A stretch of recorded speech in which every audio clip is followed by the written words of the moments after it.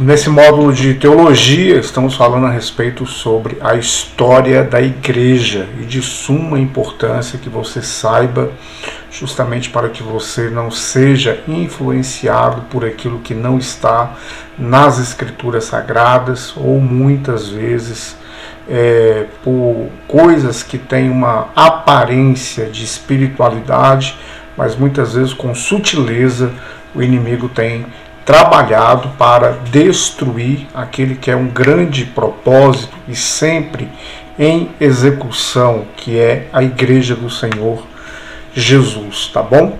Então nós vamos estar falando aí a respeito sobre condições da igreja durante as perseguições. No vídeo anterior eu falei um pouquinho aí que durante a perseguição ali, iniciada no primeiro século, os irmãos em Cristo Jesus, naquela ocasião, eles se mantiveram firmes em tempo de muita luta, muita batalha, muita tribulação, e por conta disso tudo, eles conseguiram ali perseverar em meio a sofrimento.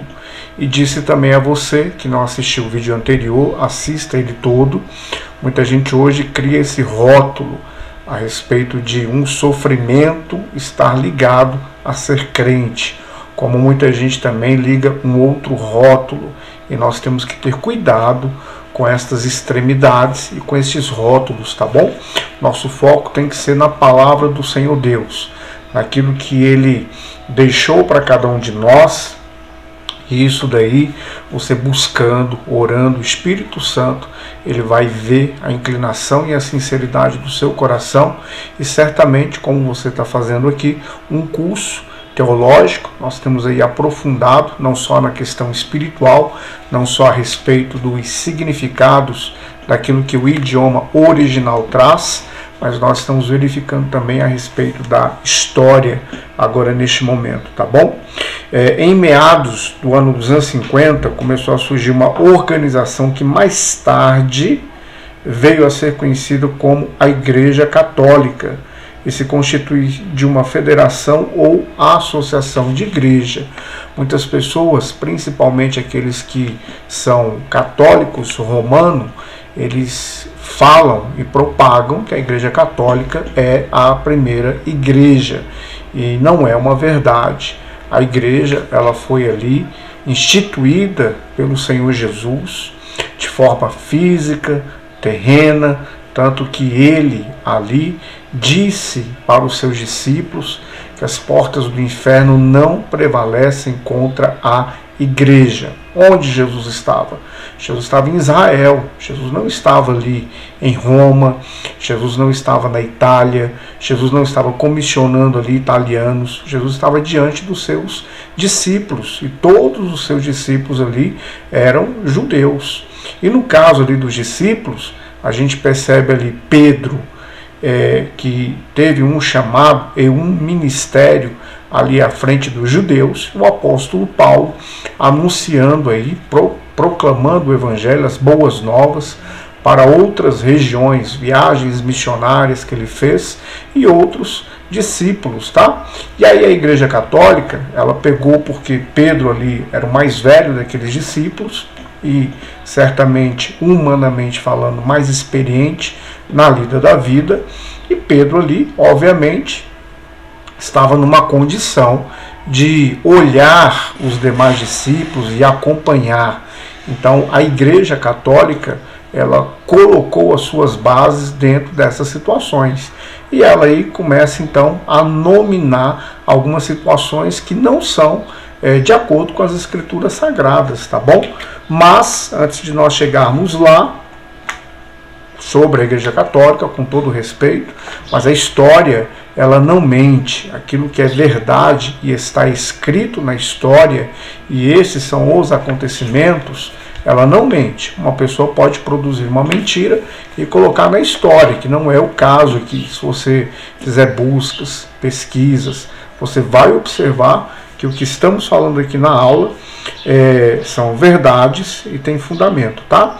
Então olha só, ano dos anos 50, as igrejas ali começaram a se mobilizar num formato de associação. Por quê? Porque as igrejas ali primitivas, elas não tinham assim aquela organização que passou a ter durante aí os primeiros séculos, tá?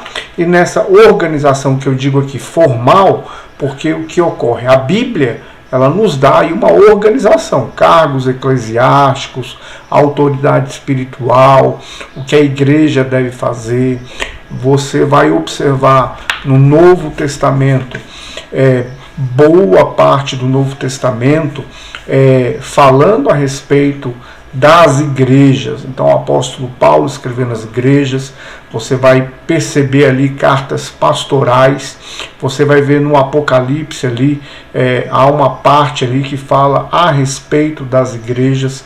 Enfim, o Novo Testamento, nós temos aí os evangelhos, visto e escrito na ótica de 4 pessoas.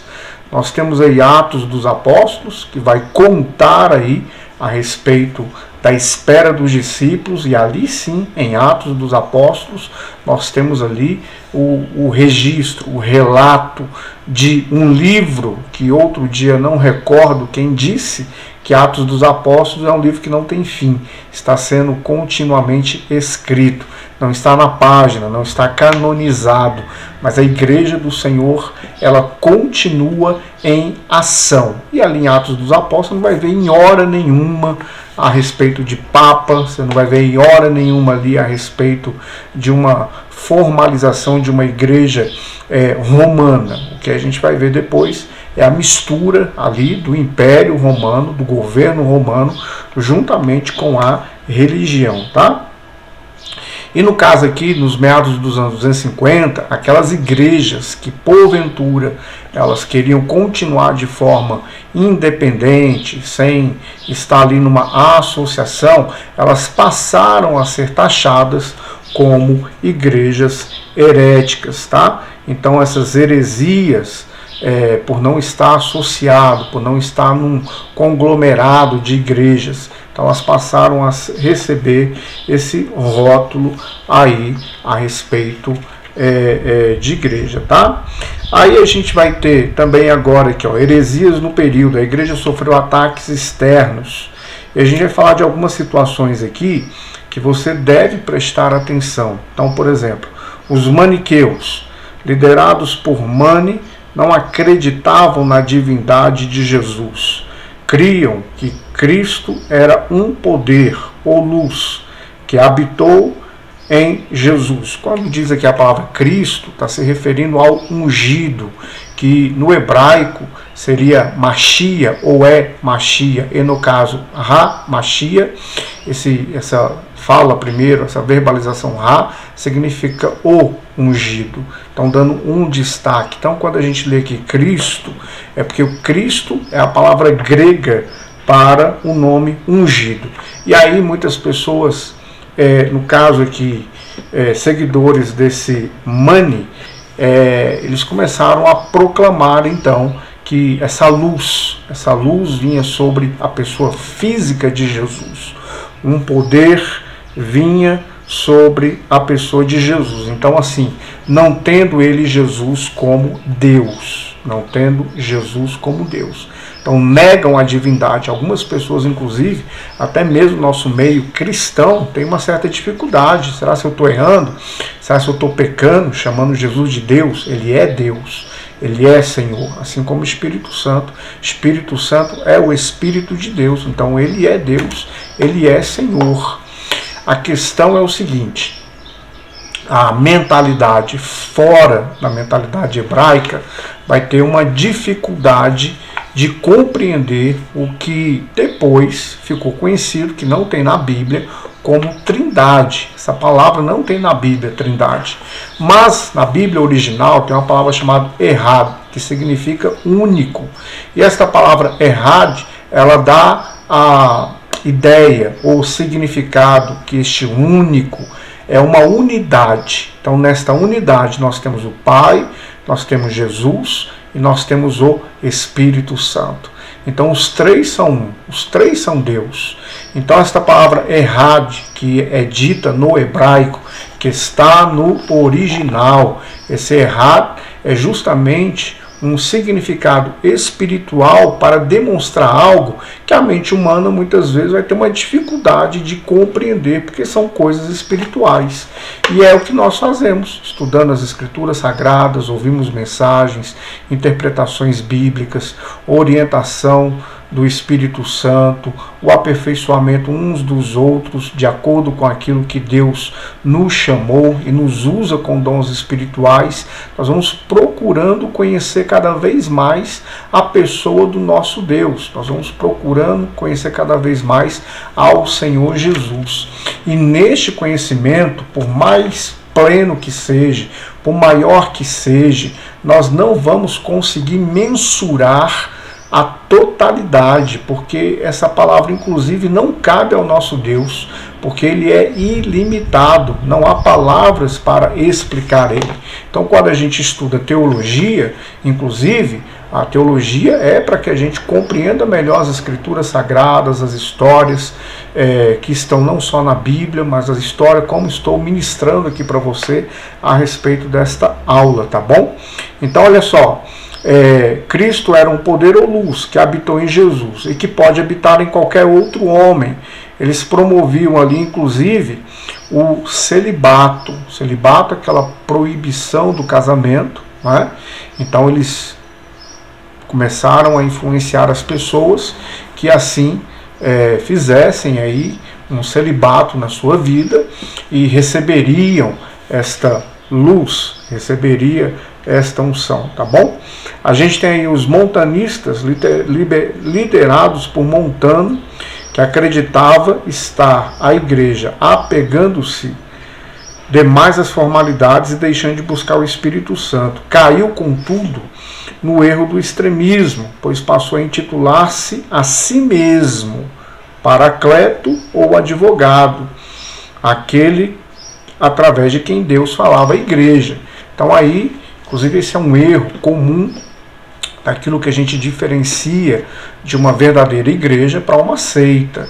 Há algumas pessoas que vão aí se nominar como um intermediador entre Deus e, no caso ali, o seu público, tá?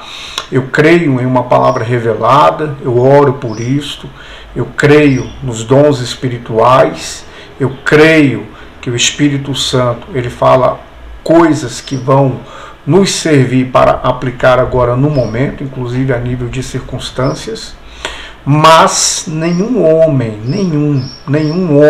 além de Jesus, é mediador entre Deus e os homens.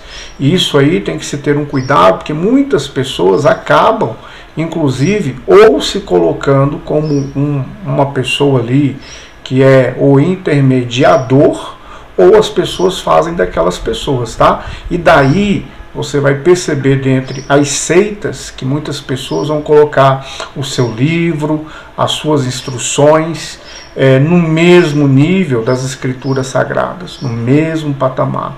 Então esses aí eram os ataques externos que estavam sobre a igreja do Senhor Jesus, tá? E aí a gente tem também agora o monarquismo. Erraram por destacar excessivamente a unidade de Deus em oposição à trindade divina. O monarquianismo dividiu-se em duas frentes. O dinamista, introduzido por Paulo de Samosata, ensinava que Deus deu poder a Jesus, fazendo com que ele viesse a participar por um pouco tempo. E o poder de Deus sem, contudo, ser Deus. Então, olha só, é aquela transferência de poder, não é? Então isso aí é o que era ministrado, e já expliquei para você anteriormente qual é a mentalidade. Por isso a importância da gente compreender uma mentalidade hebraica proposta pelo próprio Deus, compreender pelo menos alguns termos, algumas palavras, alguns significados que serão de suma importância para que o nosso conhecimento não tenha erros, não tenha influências, tá? Então, a Bíblia, ela escrita no hebraico, Velho Testamento, Novo Testamento escrita no grego, porém, toda fala, toda oralidade, toda verbalização de Jesus, os seus discípulos, era em hebraico.